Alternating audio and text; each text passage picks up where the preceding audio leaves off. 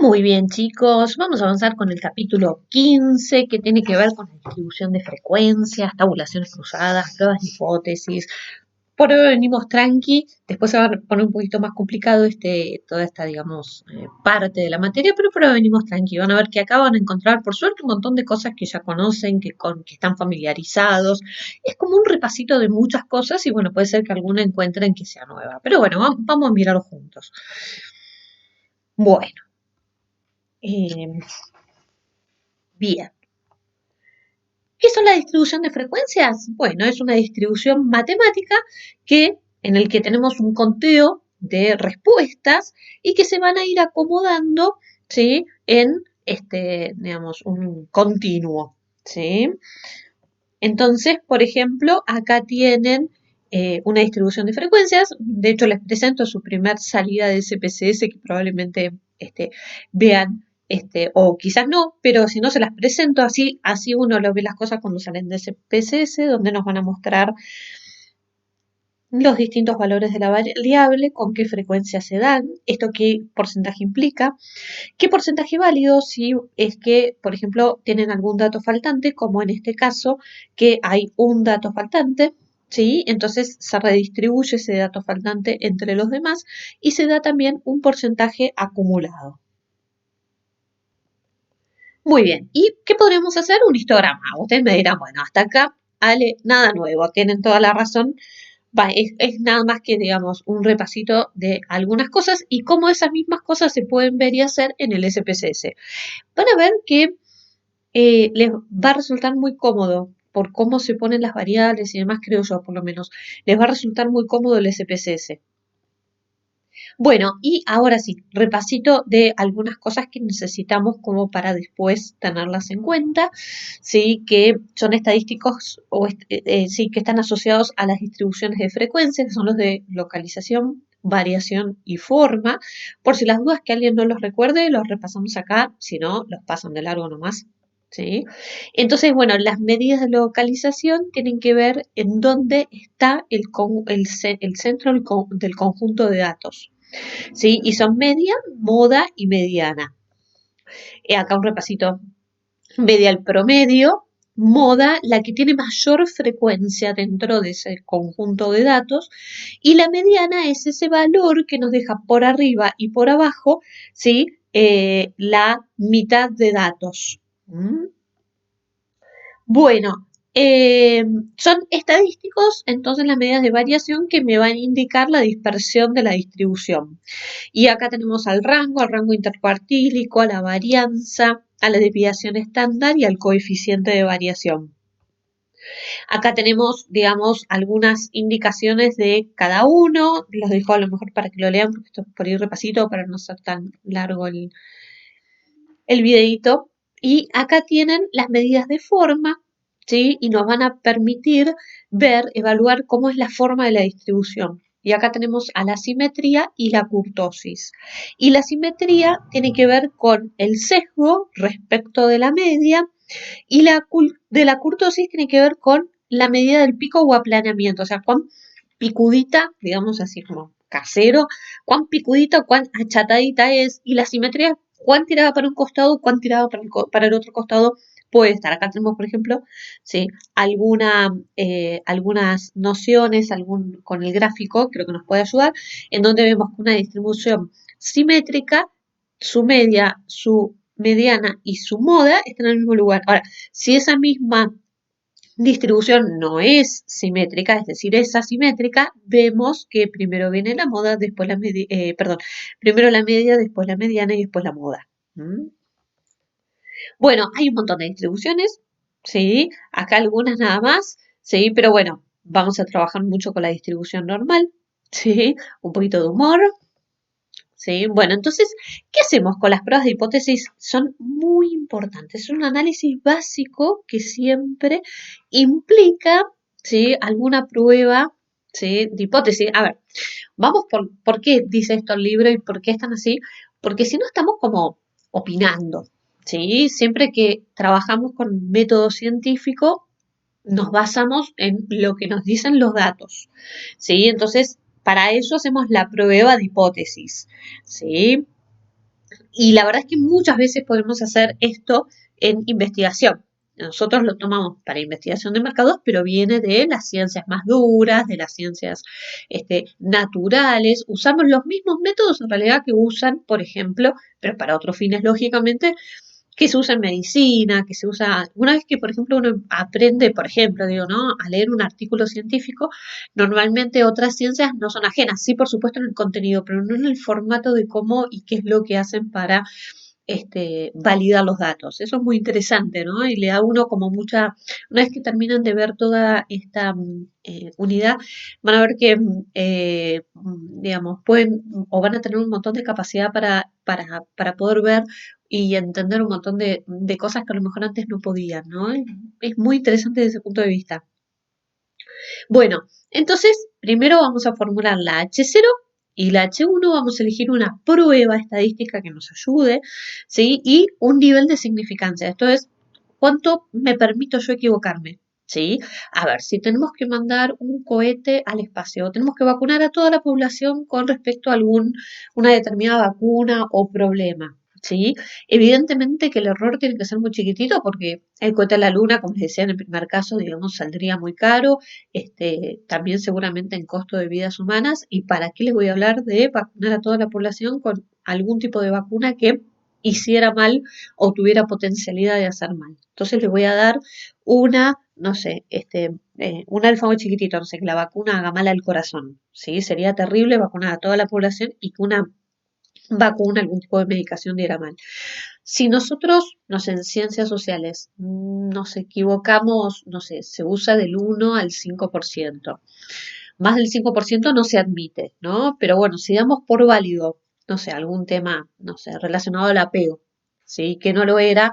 Bueno, habrá que ver si, digamos, reviste tanta importancia. Pero bueno, cuando el error, digamos, puede generar una complicación muy grande en las vidas humanas, tenemos que siempre tener un nivel de significancia, esa alfa tiene que ser chiquitita. ¿Qué es la alfa? Es lo que yo me permito equivocarme. Eso es. ¿Sí? Entonces, ¿qué digo? Bueno, lo voy a dar por válida esta vacuna, ¿sí? Que no hace mal al corazón, por ejemplo, ¿no? Que es un órgano hiper importante, digo, que no hace mal al corazón con un 0,0001%. Puede ser que nos podamos equivocar, pero debe ser muy chiquitito, digamos, ¿no? Bueno, reunimos los datos, calculamos estos estadísticos de prueba y determinamos la probabilidad asociada al estadístico, comparamos con la probabilidad del alfa, decidimos si rechazamos o no rechazamos, ¿sí? Y generamos una conclusión.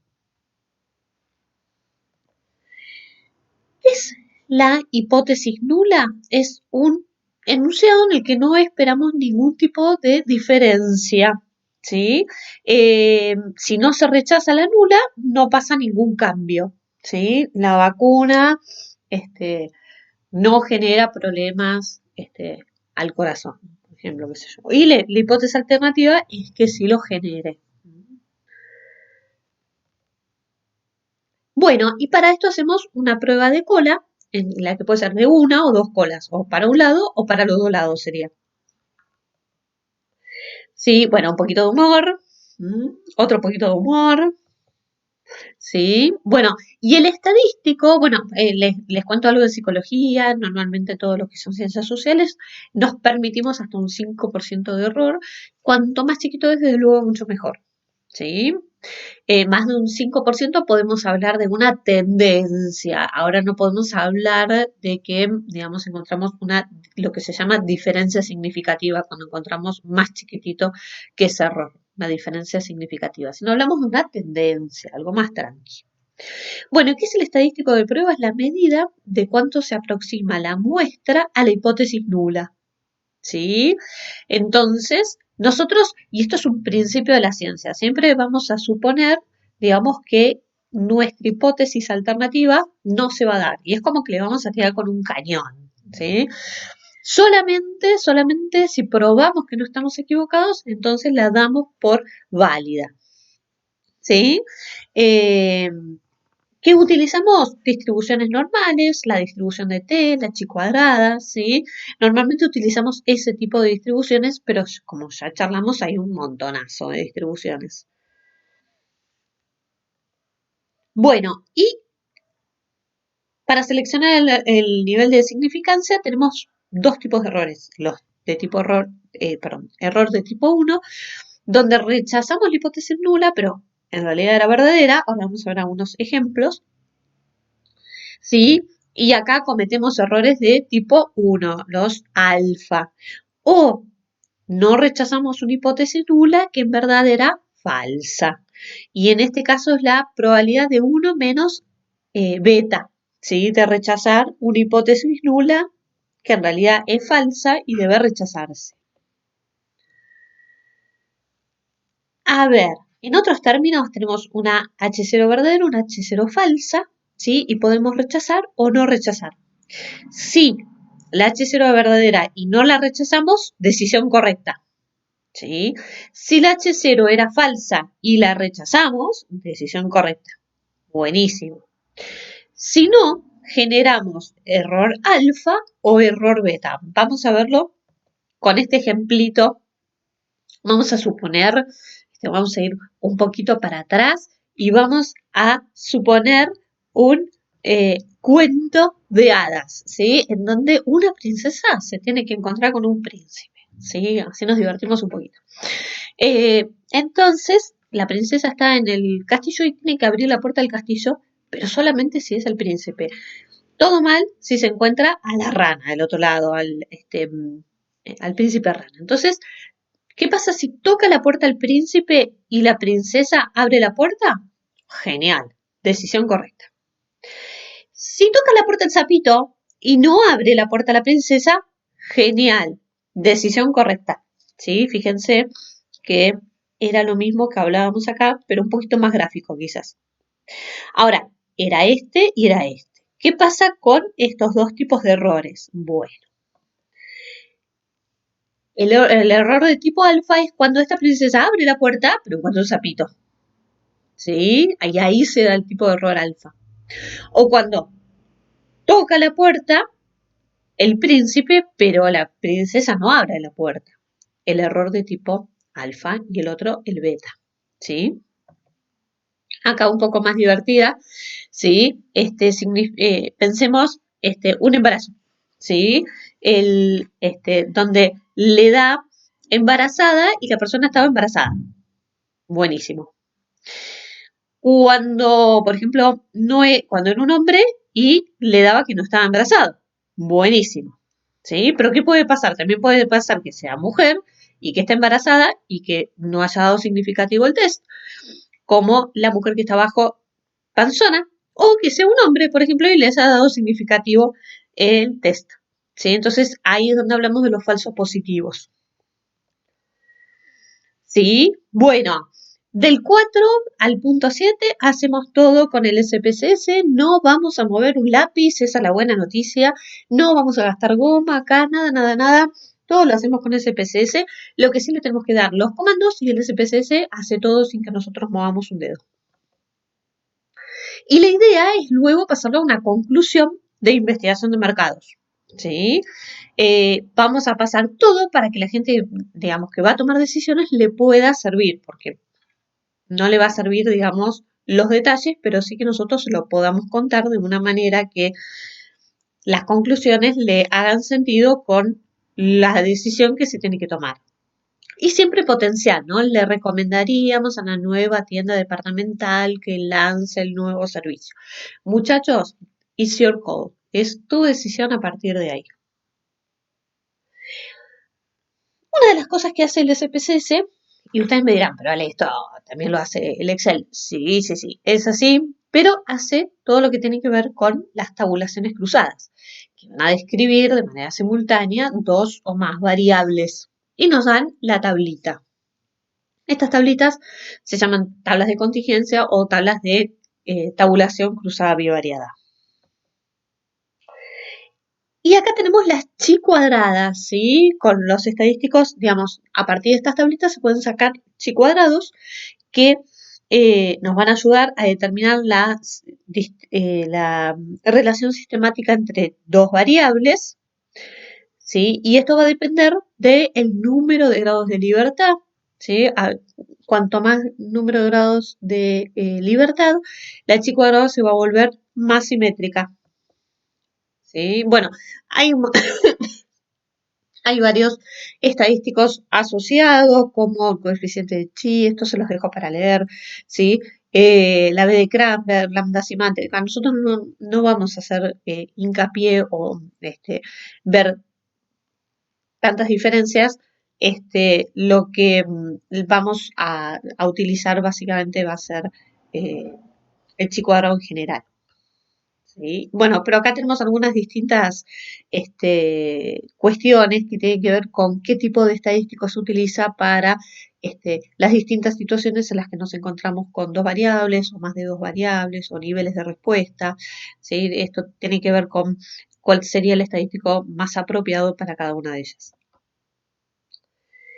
Bueno, ¿para qué usamos chi cuadrado? Muy importante. Y esto es re fundamental. Cuando son variables categóricas, quiere decir nominales, ¿sí? Color de pelo, ¿sí? Qué sé yo. Hace un tiempo había hecho esta investigación y por eso se la subí de infidelidad. Entonces, digamos, los artículos anteriores nos hablaban de una diferencia, eh, digamos, relacionada con la historia ya de la humanidad y cómo había sido toda la historia filogenética de nuestra especie como seres humanos relacionada con las diferencias entre el concepto de infidelidad de hombres y mujeres, ¿no? Que hasta el día de hoy, según algunos científicos tiene que ver con todo esto, se mantienen en la consideración de la infidelidad. Y la verdad es que son variables categóricas, ser hombre o ser mujer, es una variable categórica, ¿sí? No tiene otro sentido. Entonces, ¿qué hicimos? Y lo van a ver, si tienen ganas de leerlo, lo van a ver en ese artículo que les colgamos de infidelidad. ¿Por qué? Porque no es parte de la materia, pero digo, si lo quieren ver, van a ver que hay un montón de pruebas de chi cuadrado. ¿Por qué? Porque era una variable categórica, digamos, se trataba de esa manera. No son los estudios, digamos, más complejos que hay, se los tengo que decir desde ya, ¿sí? Pero bueno, la verdad es que cada variable tiene al menos dos categorías, ¿sí? Por ejemplo, hombre-mujer, ¿sí? Y cada categoría es mutuamente excluyente. Esa es otra de las cuestiones que tiene el chi cuadrado. ¿Sí? Bueno, aquí tenemos pruebas paramétricas y pruebas no paramétricas. En las pruebas paramétricas vamos a asumir que las variables tienen por lo menos una escala de intervalo. Y en las pruebas no paramétricas, ¿sí?